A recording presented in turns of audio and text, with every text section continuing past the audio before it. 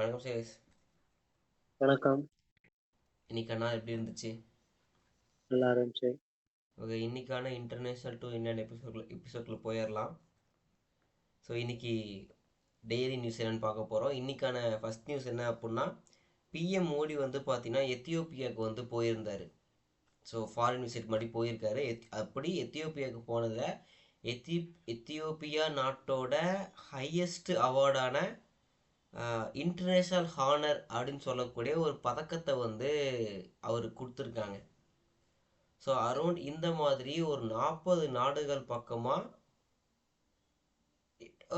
இப்படி வச்சுக்கோமே, 2 டிஜிட்டில் நம்ம 40ன்னு ஃபிக்ஸ் பண்ண வேணாம், தற்காலிகத்துக்கு 2 டிஜிட் நம்பர்ஸில் வந்து மற்ற நாடுகளோட ஹையஸ்ட் சிவிலியன் அவார்டை வந்து பிரதமர் மோடிக்கு வந்து கொடுத்துருக்காங்க. ஸோ ம், அந்த வரிசையில் இப்போ எத்தியோப்பியாவில் இவர் ரிசீவ் பண்ணியிருக்காரு. ம், நியூஸ் நம்பர் செகண்ட் என்ன அப்படின்னா, இந்தியாவுக்கும் பாகிஸ்தானுக்கும் இருக்கக்கூடிய பார்டர் மொத்தம் கிலோமீட்டர் 2289. அதில் 2135 கிலோமீட்டருக்கு ஃபென்ஸ் வந்து அமைக்கப்பட்டிருக்கு. ஒன்ஸ் அகேன் புதுசாக ஃபென்ஸ் அமைக்கப்பட்டிருக்கு அப்படின்னு சொல்லியிருக்காங்க. இதே மாதிரி ம், இந்தியாவுக்கும் பங்களாதேஷுக்கும் பார்டர் வந்து பார்த்தா அப்படின்னா 4096 கிலோமீட்டர். அதில் 3240 கிலோமீட்டருக்கு பார்டர் ஃபென்ஸ் வந்து அமைக்கப்பட்டிருக்கு அப்படின்னு சொல்லியிருக்காங்க. ஸோ எதுக்குன்னா ம், இந்த இன்ஃபில்ட்ரேஷனை தடுக்கிறதுக்காக தான். ஏன்னா பாகிஸ்தான் சைட்லேருந்து நேற்று ஒரு லேடி வந்து அந்தாண்ட இருந்து இந்தாண்ட இன்ஃபில்ட்ரேட் பண்ண ட்ரை பண்ணாங்க. பட் அதிர்ஷ்டவசமாக, நமக்கு அதிர்ஷ்ட விதமாக, அவங்களுக்கு துரதிருஷ்ட விஷயமாக மாட்டிக்கிட்டாங்க. ஸோ திருப்பி அவங்க பாகிஸ்தானுக்கு அமுச்சு விட்டாங்க. ம், ஸோ இந்த மாதிரி இன்ஃபில்ட்ரேட்டர்ஸை வராமல், மேபி அவங்க ஒரு டெரரிஸ்டாக இருந்தாங்க அப்படின்னா மாட்டாமல் போயிருந்தாங்கன்னா பெரிய பிரச்சனை இல்லையா? சிவிலியன்கவும் ஈஸியாக போயிடுச்சு.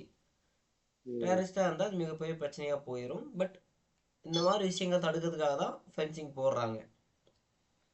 ம், ஸோ தேர்ட் நியூஸ் என்ன அப்படின்னா, பெங்களூரோட வாட்டர் போர்ட் அப்படின்னு சொல்லக்கூடிய டிபார்ட்மெண்ட் என்ன பண்ணியிருக்காங்க அப்படின்னா, இதை ட்ரைனேஜ் எல்லாம் அடைச்சிக்குது இல்லையா, அதை கிளியர் பண்ணுறதுக்கு ரோபோட்ஸை வந்து பயன்படுத்த ஸ்டார்ட் பண்ணியிருக்காங்க. ம், அது சின்னதாக ஒரு ரோபோ கார் மாதிரி இருக்குது. அரௌண்ட் ஒரு ஒரு ஒரு ஒரு 1 or 1.5 feet சைஸ் இருக்குது லென்த்தில். ஹைட்டு வந்து ஒரு 1/2 feet இருக்கும். ஸோ அந்த சைஸில் அந்த ரோபோ இருக்குது. டேங்க்லலாம் வந்து ஒரு மாதிரி மூமெண்ட்டுக்காக ஒரு சக்கரம் கொடுத்துருப்பாங்கல்ல, வீல்ஸ் கொடுக்காம அந்த செயின் மாதிரியான வீல் வந்து அதுக்கு போட்டிருக்காங்க. அந்த மாதிரி மாடலில் இருக்குது. ஸோ அது வந்து ரோட்டை உடைக்காம சேதப்படுத்தாமல் ப்ராப்பராக ட்ரைனேஜுக்குள்ள என்ன அடைச்சிருக்கோ அதை கிளியர் பண்ணுறதுக்காக டிப்ளாய் பண்ணி பயன்படுத்திக்கிட்டு இருக்காங்க. ட்ரையல் ரன் போய்கிட்டு இருக்கு. ஸோ ம், நியூஸ் நம்பர் 4 என்ன அப்படின்னா, ரோடு ஆக்சிடென்ட்ஸ் அதில் பாதிக்கப்படக்கூடிய நபர்களுக்கு முதலுதவியாக அதின் காசு இல்லாமல் ஒரு 1.5 லட்ச ரூபாய்க்குள்ளார கேஷ்லெஸ் ட்ரீட்மெண்ட் உடனடியாக பண்ணுறதுக்கான ஒரு பில்லை வந்து கொண்டு வரலாம் அப்படின்னு சொல்லிட்டு இன்னைக்கு ரோட்வே மினிஸ்டர் வந்து நிதின் கட்காரி அவர் வந்து அனௌன்ஸ் பண்ணியிருக்காரு. அது பேச்சுவார்த்தைக்கு ஆரம்பிச்சிருக்கு. ரோடு ஆக்சிடென்ட் ஆகுது அப்படின்னா ஒரு ஒரு கையோ காலோ உடஞ்சிருச்சு, ஒரு 12,000மோ 13,000மோ அது ஹாஸ்பிட்டல் சார்ஜ் ஆகும் அப்படின்னா அந்த சார்ஜை வந்து இவங்க அந்த பாதிக்கப்பட்டவங்க பே பண்ணாமல் கவர்மெண்ட்டே பே பண்ணிடுற மாதிரி. ஸோ 1.5 லட்சத்துக்குள்ளே அந்த மாதிரி ஆகிற கவரேஜை வந்து கவர்மெண்ட்டே பார்த்துக்கிற மாதிரியான ஸ்கீமை வந்து கொண்டு வரலாம் அப்படின்ற டாக்ஸ் வந்து இன்சூரன்ஸ். நிதின் கட்கரி எடுத்திருக்காரு.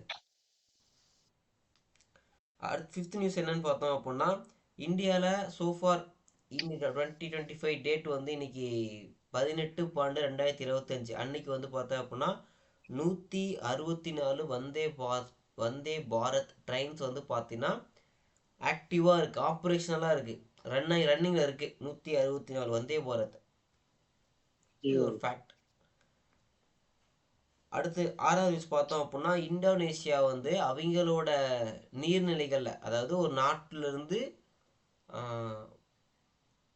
சில கிலோமீட்டருக்கு வந்து 220 நாட்டிக்கல் மைல்ஸுக்கு வந்து பார்த்தா அப்படின்னா அந்த நாட்டோட எக்கனாமிக் ஜோன் அந்த நாட்டுக்கு சொந்தம். அந்த மாதிரி இந்தோனேசியாவோட நாட்டுக்கு சொந்தமான கடல் பரப்புல சைனாவை சார்ந்த கப்பல்கள் வந்து மீன் பிடிச்சதுனால அந்த கப்பல்களை இந்தோனேசியா நேவி வந்து தாக்கி அழிச்சிருக்காங்க.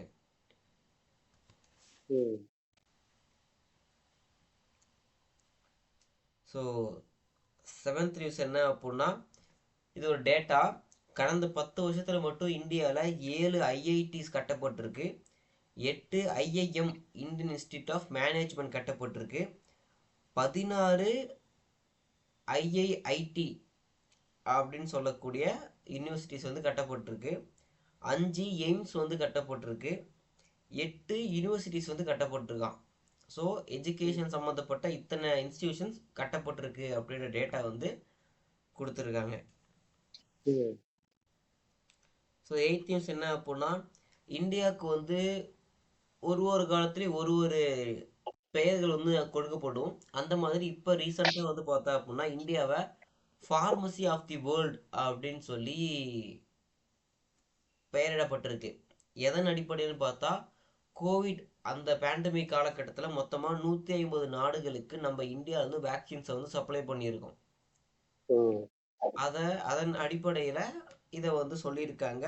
இதை வந்து பிரதமர் மோடி இந்த மாதிரி ஸ்டேட்மெண்ட் நம்ம நாட்டை பற்றி சொல்கிறாங்கன்றத ஓப்பன் ஸ்பீச்சாக ஸ்டேஜ் மீட்டிங்காக சொல்லியிருக்காரு. ம்.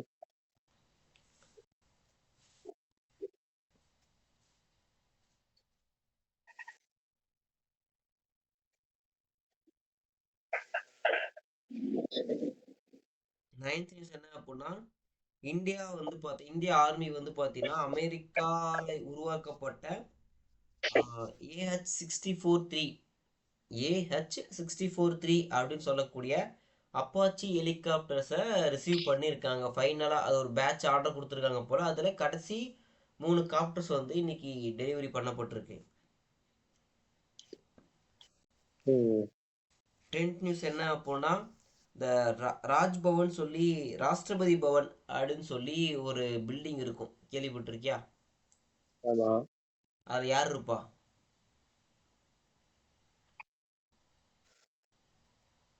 ராஜ்யசபா அதுதானே கேக்குறேன்.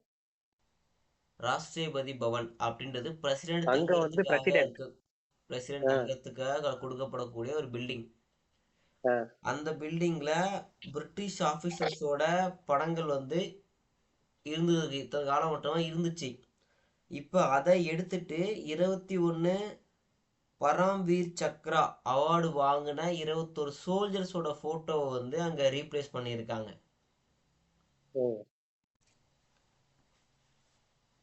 அடுத்து 11th நியூஸ் பார்த்தா அப்படின்னா, உத்தரகாண்ட் கவர்மெண்ட் அதுல தமிழ் நபர் வராரா? அந்த அளவுக்கு டீட்டெயிலாக நான் பார்க்கல. இப்போ வேணா அனுமதி கொடுத்தீங்கன்னா வெரிஃபை பண்ணி பார்க்கலாம். வேல்யூட் ஆடடா ஒரு விஷயம் பார்த்துக்கலாம் இல்லையா? இல்லை, நான் வந்து இப்படி 21 வீரர்களுக்கு கிடைச்சிருக்கு, இந்த அவார்டு ரிசீவ் பண்ணியிருக்கு, 21 வீரர்கள் ஃபோட்டோவை போட்டிருக்காங்கன்றது எனக்கு முக்கியமாக பட்டுச்சே தவிர அதில் நம்மள ஒருத்தன் அப்படின்னு பார்க்கல. அந்த 21 பேருமே நம்ம தான். ஸோ நான் இந்தியன் அப்படின்ற ஆங்கிள் பார்த்ததுனால தமிழ் அப்படின்ற ஆங்கிளுக்குள்ள நான் வரல.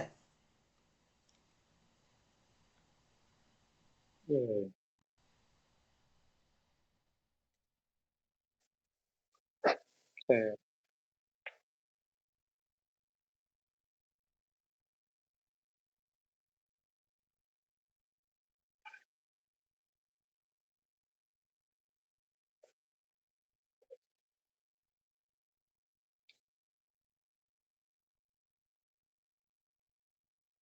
மேஜர் ராமசாமி பரமேஸ்வரம் அவன் ஒருத்தர் இருக்காரு. ஸோ அவர் வந்து அந்த பரம்வீர் சக்ரா அப்படின்ற பட்டத்தை வந்து வாங்கியிருக்கார். அவரும் ராஷ்டிரபதி பவனில் ஒரு ஃபோட்டோவா போர்ட்ரைட்டா தங்கியிருக்காரு. ஸோ உங்கள் கேள்விக்கான பதில் அதில் கிடச்சிருச்சு. நம்ம அடுத்த நியூஸுக்கு போகலாம். 11th நியூஸ் பார்த்தோம் அப்படின்னா, உத்தரகாண்ட் கவர்மெண்ட் வந்து ஒரு அமெண்ட்மெண்ட் பில் ஒன்று வந்து கொண்டு வந்திருக்காங்க. அவங்க உத்தரகாண்ட் ஸ்டேட்டில் என்ன பில் அப்படின்னா, ரிலீஜியன் அமெண்ட்மெண்ட் பில் 2025. இதில் என்ன சொல்லுது அப்படின்னா, ஃபோர்சிபிளான கன்வர்ஷன் பண்ணாங்க அப்படின்னா அவங்களுக்கு வாழ்நாள் ஜெயில் அப்படின்றது உச்சபட்ச தண்டனையாக கொடுக்கப்படும் அப்படின்னு சொல்லியிருக்காங்க. ஸோ இந்த இந்த ரிலீஜியஸ் கன்வர்ஷன் ரொம்ப விதத்தில் வித்தியாசமாக பண்ணுறாங்க. ஃபோர்ஸ் பண்ணியும் பண்ணுறாங்க. அந்த மாதிரி ஃபோர்ஸ் பண்ணி பண்ணாங்கன்னா அவங்களுக்கு இந்த மாதிரி யார் பண்ணுறாங்களோ அவங்களுக்கு இந்த வாழ்நாள் சிறை தண்டனை கொடுக்கப்படும் அப்படின்னு அந்த பில் சொல்லுது. நியூஸ் நம்பர் 12 என்ன அப்படின்னா, சேலமில் மொத்தமாக ஜங்ஷன்லேருந்து இல்லை சேலம்னு வச்சுக்கோங்க, சேலத்துலேருந்து மொத்தமாக பர்டிகுலர் ஏரியா வந்து 24 பங்களாதேஷிஸ் நேஷ்னலை வந்து இன்னைக்கு வந்து பிடிச்சிருக்காங்க. அவங்கள வந்து திரும்பி பங்களாதேஷ்க்கு அனுப்புறதுக்கான ஏற்பாடுகளை பண்ணிக்கிட்டு இருக்காங்க. ஸோ பங்களாதேஷ் எங்கேயோ இருக்குது, நார்த் ஈஸ்டில் இருக்குது. நம்ம சவுத் எண்டில் இருக்கோம். அங்கேருந்து 24 பேர் இன்னைக்கு கண்ணுக்கு தெரிஞ்சு இன்னைக்கு மாட்டியிருக்காங்க. ஸோ இது எந்த அளவுக்கு இவங்க உள்ள ஸ்ப்ரெட் ஆகிருக்காங்கன்றது யாராலுமே சொல்ல முடியல. அந்தளவுக்கு ஸ்ப்ரெட் ஆகிருக்காங்க. ஸோ இன்றைக்கான இன்டர்நேஷனல் டு இந்தியா நியூஸில் பார்க்கப்பட்ட தகவல்கள் நிறையா பார்த்துருக்கோம். ஸோ இதே மாதிரி இன்னொரு நாள் இன்னொரு எபிசோடில் இன்னும் பல தகவல்களோட சந்திக்கலாம். நன்றி.